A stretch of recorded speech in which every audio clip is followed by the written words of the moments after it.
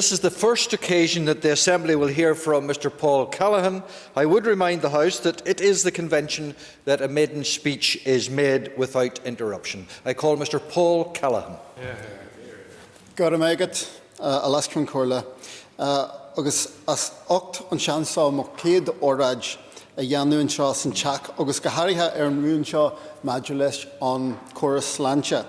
Mar deirtear go minic go bar an croci tá anna hosáram seasamhan seo mar cóilta chinol an SDLP fahinne an fiáil in áit Mark Durcan.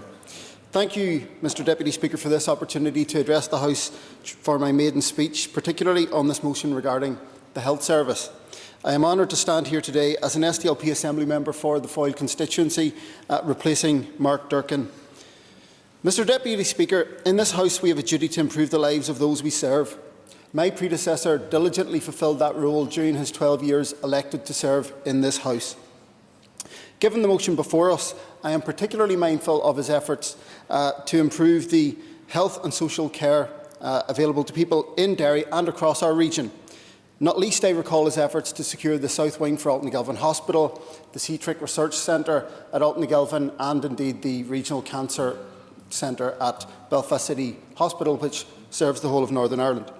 As members here know, behind the big headlines and major projects lies the important constituency caseload day in and day out.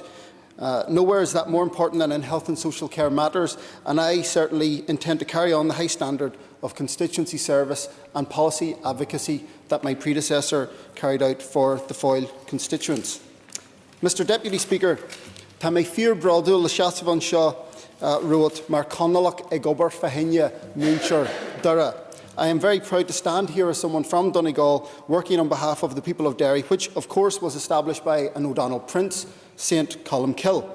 It is fitting that I speak on St Andrew's Day, given the special role of St Columba in forming the affinity between Ireland and Scotland. I understand, Mr Deputy Speaker, that it is traditional in parts of Scotland for comely maidens to throw their shoes at the doors of men on St Andrew's Day in pursuit of a husband. I am happy, however, to assure you, Mr Deputy Speaker, that the laces will remain firmly tied on my boots for today at least. Alaska Corla, you will need no reminder as a visitor and countyman of the nature of the wonderful city and people we have in Derry. Once peripheral, Project Kelvin now puts us at the centre of the digital world, and we look forward towards City of Culture 2013 with excitement. Mr Deputy Speaker, I will now turn to the subject matter of the motion before the House. This motion follows on from the extensive coverage in recent weeks highlighting spending on overseas trips, post hoc, ergo prompter hoc. People can turn to Google for a translation of that. It's beyond my capacity. I worked in the health service myself for a time, and I know the vocational dedication and professionalism of the overwhelming number of people who deliver our health and social care services. They deliver a compassionate and professional treatment and care to our public. This motion is not about targeting them. It is about ensuring that the system delivers resources to the people that count at the front line and those providing essential services to them. Better management is what this motion seeks from the trusts, the board and this Assembly. That requires partnership between us all where possible and challenge when needed. First, the motion calls for a review of senior health service salaries.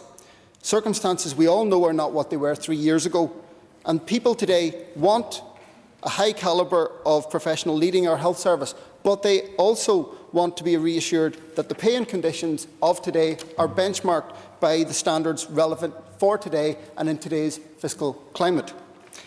As a new member of the Health Committee, I was concerned to learn that no uniform standard of categorising management costs appears to exist across the trusts. MLAs are guardians of the public purse. How is this Assembly supposed to know how trusts are performing when transparently accountable figures are not available to us? I was also worried that some trusts seem unable to provide specific job titles for Band 8 managers. This Assembly must be in a position to evaluate these matters. How can MLAs, in committee or otherwise, drill down into public spending when this sort of information is not available to us? The issue is one of confidence, Mr Deputy Speaker, and of trusts being able to demonstrate that resources are being properly directed. I trust the Minister will take action on this matter. Like other speakers, Mr Deputy Speaker, I acknowledge that some training can only be secured from overseas. However, there must be evidence that no... remarks to a close. Sorry? Oh, sorry. I thought I had 5 minutes, sorry, Mr. Speaker. Frontline training for essential clinical skills should be given the first priority. I am reminded of the story of the Fisher Company in the US investing $1 million developing the space pen when the Russians used pencils. In today's environment, we need to show that we are spending only what we need to spend. Thank you very much, Mr. Deputy Speaker. I call Mr. Mickey Brady. Mr. Brady. My God, Last Concordia. I raise to support the motion. I'll try and refrain from throwing my shoes at the Minister or anybody else on this particular day. Yeah, it doesn't bear thinking about, does it? The core message should be that the provision of